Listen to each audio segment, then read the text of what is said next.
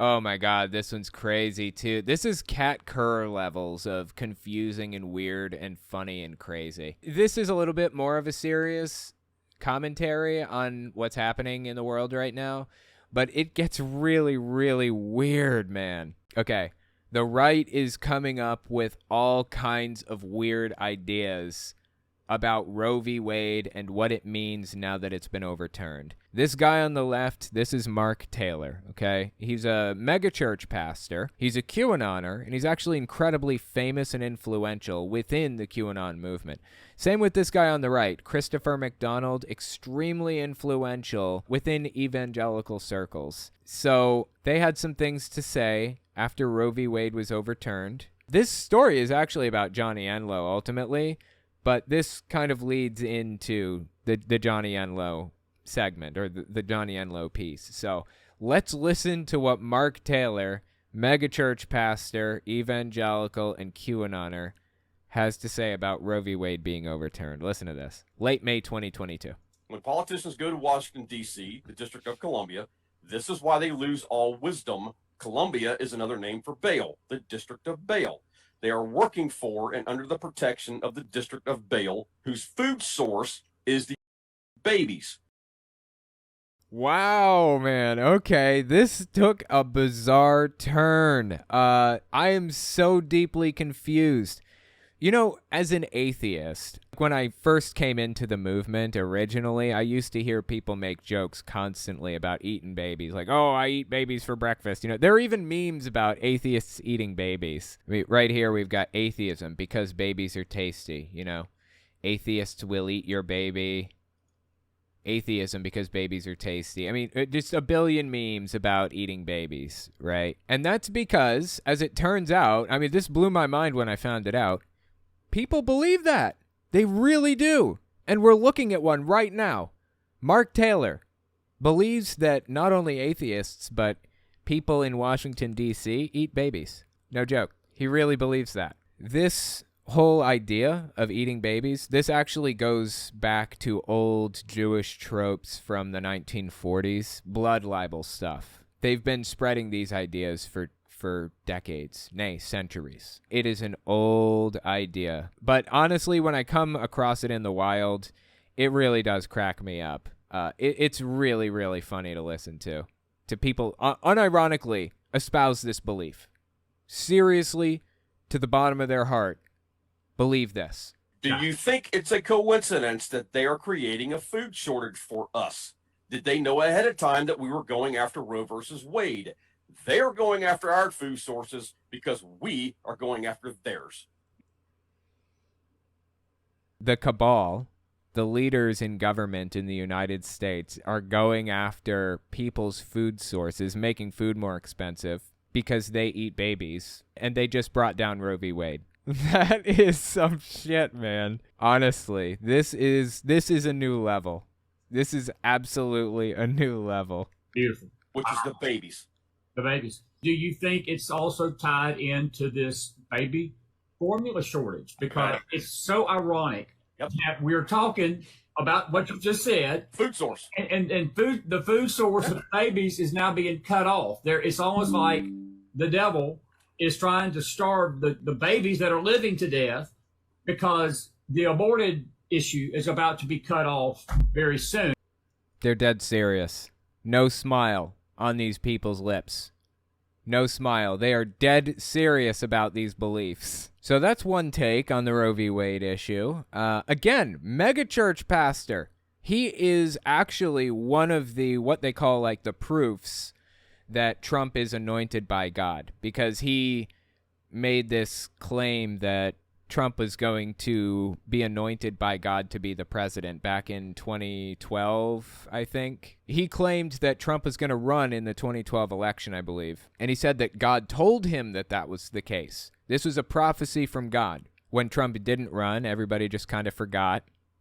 The famous Texas sharpshooter fallacy. Ignore the misses, focus in on the hits. 4 years later, when Trump did run in 2016, everyone was like, hey, you remember a few years ago, didn't that guy say Trump was going to run for president and God told him he was going to win in 2012? Well, let's just drop the 2012 piece off the end of that and claim that we have a prophet of God telling us Trump's going to run for president, and he actually did. Texas sharpshooter fallacy. Anyway, here's another prophet of God that claimed that Trump is going to win in 2016, and he has a take on the Roe v. Wade issue as well. This is a different one. Listen to this. This one came out early July 2022. Johnny Enloe. Let's see who this is. Remember me saying that before. The 6/24, the Roe v. Wade day was a real spiritual day for State Luciferian 666, because 06 is 6 total, 24 is a 6 total. Hold on, let's just do the math here. So 06, okay, so somehow he's saying June 24th, 2022 adds up to 666. This is one of Johnny Enloe's most famousest things. He loves to do this weird math and mess around with numbers until it spells out 666. All right, let me just try to figure this out one more time. 06 is 6 total, 24 is 06, 2 total. Wait. 6 total, 24. Hang on. Okay, I got a step. Let's just listen to the whole thing again. State Luciferian 666, because 06 is 6 total, 24 is a 6 total, and the 2022 is 6 total. And so I'm trying to be charitable here. I don't get it. I'm sorry. Maybe my brain isn't big enough. Maybe God just doesn't speak to me. I don't understand what he's getting at. Wasn't Roe v. Wade overturned June 24th, 2022? How do you get 666 from that? I'm trying really hard. I honestly am. But this is just confusing. June is the 6th month. I guess if you add 2 and 4 together, I don't know why you would do that. You'd get another 6. Where do you get the third 6 from? I guess 2022, 2022, so 2 plus 0 plus 2 plus 2 is 6. This is stretching, man. This is a reach, a hard reach. But okay, I guess June 24th in some weird backwards roundabout way adds up to 666. Let's keep listening to Johnny. 6 total, 24 is a 6 total, and the 2022 is 6 total. And so everything about that is speaking to what our God is doing. Wow. So he's telling us because he found some way to take the numbers in the date June 24th, 2022 and add them up to 666, that means God wanted Roe v. Wade to be overturned on that date. Weird. It seems to me that Roe v. Wade being in effect for like 50-something years would have been evidence enough that God wanted it to be in effect for 50-something years, right? It seems to me if God's plan is always in action and nothing happens unless it's his will that it happens, then God wanted Roe v. Wade to be in effect that whole time.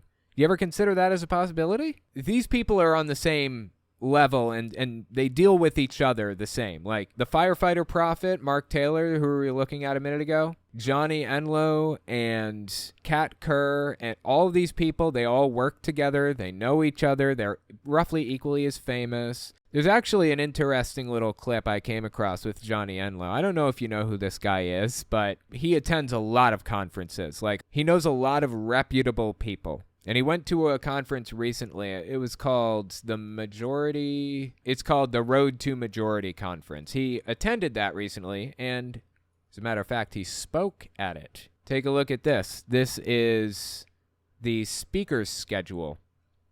9 a.m. to 12:30 p.m. general session, Delta Ballroom. We got Johnny Enloe, international speaker and author, on the ticket. He was a speaker at this conference. Who else was a speaker? The CEO of the Babylon Bee, executive director of the Faith and Freedom Coalition. It also hosted multiple Republican members of Congress and high-ranking Republican leaders, including Representative Barry Loudermilk of Georgia, Representative Maria Salazar of Florida, and Virginia Lieutenant Governor Winsome Sears. Big names. That's who went to this conference with Johnny Enloe as a speaker. Listen to what Johnny Enloe had to say late June 2022. This is after coming back from the conference. The president of, I won't say what state, but the Republican Party president just walked up to me and said, "You don't know me, but I just want to tell you, we hang on what you're saying there on Elijah Streams because it gives us a plumb line for how to process what God's doing and how we can contend." And somebody else, a young man who's a county chairman of the Republican Party, and basically he's the same thing. I listen to it all. Johnny Enloe is apparently watched on Elijah Streams, on this show that we're watching right here, watched by Republican representatives, senators, congressmen, governors, the whole 9 yards.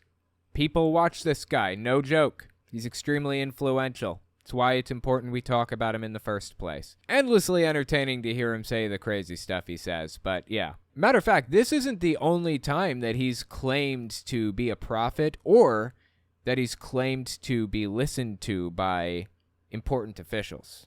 Listen to this one. This is late January 2021. Here's the deal. I don't call myself prophet. I don't put it on my website. I don't announce myself as Prophet Johnny. A lot of people do. And in fact, that's how I'm announced most. And when I'm contacted, when I'm called. The reason that he doesn't, he'll reveal in a minute, is because he doesn't want to be stoned if he gets something wrong. That he actually says that. You know, if you don't believe yourself to be a prophet, then you should correct people when they say it. People used to call me a cult expert. I'm not a cult expert. I'm a cult communicator at best. I understand this stuff really, really well. It's very clear to me how all this stuff operates. I'm not, by any stretch of the imagination, an expert. When people say that, I correct it. I don't feel comfortable calling myself an expert unless I have a high degree in the field. This guy doesn't see it that way. He's perfectly happy for people to call him a prophet. His hang-up isn't with whether or not he's a prophet. He knows he's a prophet. His hang-up is with the idea that he might get stoned if he gets something wrong. When government leaders contact me, that's what they call me. And if you receive me as a prophet, I'm a prophet. If you don't, I'm not.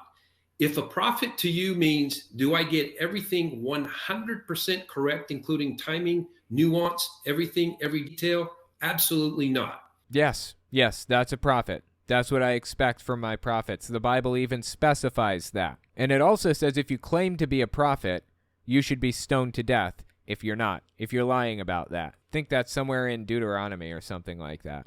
Pretty specific, you know, that's pretty specific. Going around masquerading as a prophet is not much better, seems to me. So if that's your criteria for am I a prophet, then I'm not.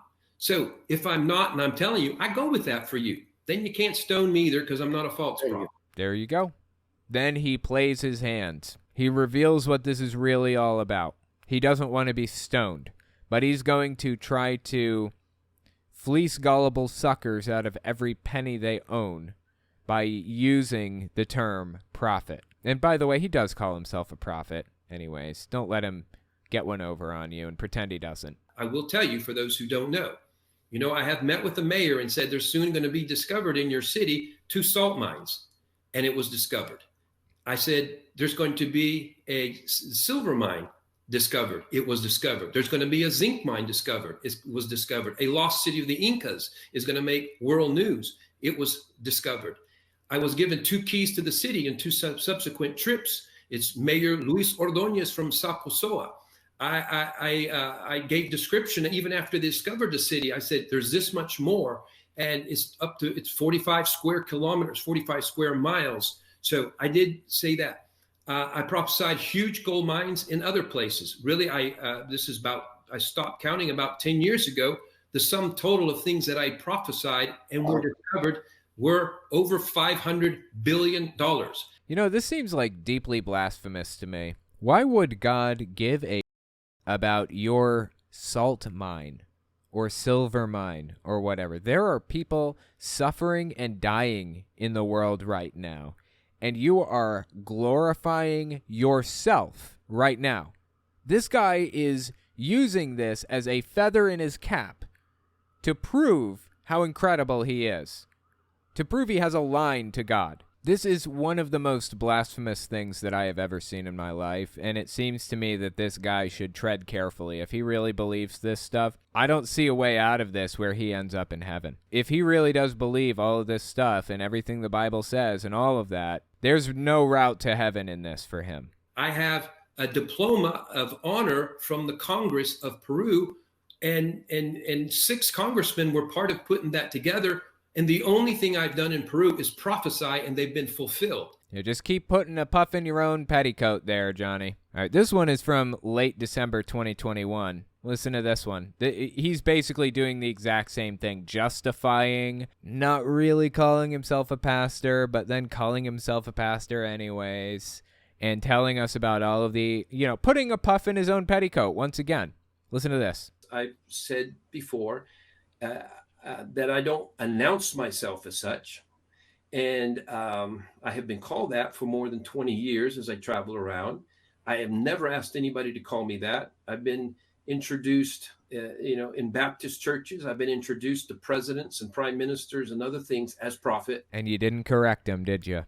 You didn't correct him. That's on you, buddy. If you don't believe yourself to be a prophet, correct it. If you do believe yourself to be a prophet, use the word. You can't have it both ways. He wants to, and he's going to one way or another. And in none of those cases did I ask for that to happen, but I was introduced as such and respected and accepted as such, and even received a diploma of honor from, nation of Peru, something done by 6 different congressmen for work in Peru. And really it's because prophetic words came true at a very macro or... Can I want to ask this real quick, because you and I have talked about this a little bit. I want to make sure that people hear what you're saying and what you're not saying. You're saying you've never ever been asked, you've never asked people to call you a prophet, but you're not saying that you're not a prophet. That's correct. Okay. And so, it's part of it's probably designed to take the heat off myself. Okay. I'm not saying, but I do not say I'm not a prophet. If you talk to God, what's the problem? Just come out and tell us. Do you talk to God or not? This is a pretty straightforward question. This guy's constantly talking about how he communes with God regularly and gets messages from him all the time about how Donald Trump is going to be the president real soon. It's going to happen. Just wait and see. He is the Trump prophet. I can't think of a better name for this guy, but anyways, if you're a prophet, then just come out and say you're a prophet. Either you commune with God or you don't. If you believe you do, which he does, call yourself that. I don't understand what the hang-up is here. I don't know who's watching this. I've covered this guy a few times. Some really entertaining clips on there about him, like endlessly entertaining stuff. But just for good measure, if there's anyone out there who has not seen this guy before, let me show you. I think this is probably my favorite clip of this guy. I call it the kofifi clip. Again, he is a Trump pastor. He has seamlessly worked Trump into his theology. Donald Trump is effectively the new Messiah in this guy's head. So he puts out a prophecy about the word kofifi. Listen to this. This is early May 2022. Kofifi is Covfefe. And so that's how it's spelled, okay? Covfefe. Can't do it with the fingers when I'm doing like this. But anyway, kofifi. And yes, people thought that was an error for spelling coffee. Like they haven't learned yet that President Trump doesn't really miss anything. Trump doesn't miss anything. No, people just haven't learned that Trump really is just intellectually far beyond everybody else in this world. Trump doesn't miss a thing. Seriously, he believes Trump speaks in code regularly, and he's sending secret messages to people through the news all the time. If something is spelled, if he leaves out an L, he adds an R, everything has a reason and a purpose. This is very strategic what is taking place. So this guy thinks that Trump is being strategic about typing out the word kofifi. It was actually originally a tweet that Trump sent out. It was something about negative press coverage, but the word was press kofifi. Nobody understood how he got kofifi out of coverage. How did it was so wrong, even autocorrect couldn't figure out what he was trying to say. Anyway, it wasn't about coffee, it was about coverage, but that's beside the point. Let's keep listening, because he's about to tell us Trump's strategic plan for why he used the word kofifi. So kofifi is, there are 3 from the table of elements. CO is for cobalt. V is for vanadium. Fe is 2 molecules of iron. This is the solution, the antidote to the 5G towers that were really designed to work with the vaccines and essentially hack us Really? human beings. My eyebrows literally cannot go higher right now. It is physically impossible for my eyebrows to go higher than this. This guy believes that Trump was sending out an antidote. Wait, what was the 5G vaccine? Hang on. This is the solution, the antidote to the 5G towers that were really designed to work with the vaccines. Oh, 5G towers designed to work with the vaccine, and cobalt, vanadium, and 2 iron molecules are the antidote. So if you can come up with a little vanadium, iron, and cobalt and put them together, apparently this is the antidote to that. I love this clip so much, I just can't stand it. And essentially hack us Really? human beings. Really? And so what he implemented when he was telling kofifi before, so they created, essentially, if I understand it correctly, some sort of magnet that they put at every pole, 5G pole, that essentially doesn't allow it to do the hacking that they wanted to do. I love it to death. I love everything about it. This guy is so deeply entertaining with the crazy stuff he says. If you don't know who he is, you absolutely must go back and watch some of the clips I put out about him, because it is something else, dude. It really is. Personally, though, I think the dude really does believe himself to be a prophet. I think he's for real. I don't think he's pretending. I don't think he's just trying to fleece gullible suckers. I think he really does believe the nonsense that he spreads. If you disagree with me, let me know in the comments.